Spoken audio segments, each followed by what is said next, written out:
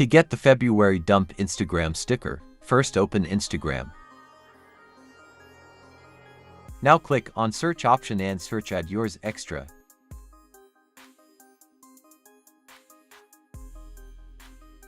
Now click on the first profile you see. Now check my story. Here you will find February dump sticker on my story. If you don't find it here, then check my highlights named February dump. Here you will find it saved in my highlights. Now click on Add Yours option and then choose the 4 or 6 grid layout. And then add your photos from the gallery.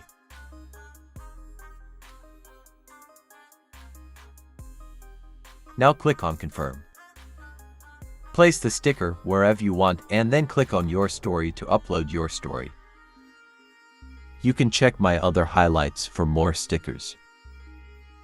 Thanks for watching. Subscribe my channel and press the bell icon for all latest updates.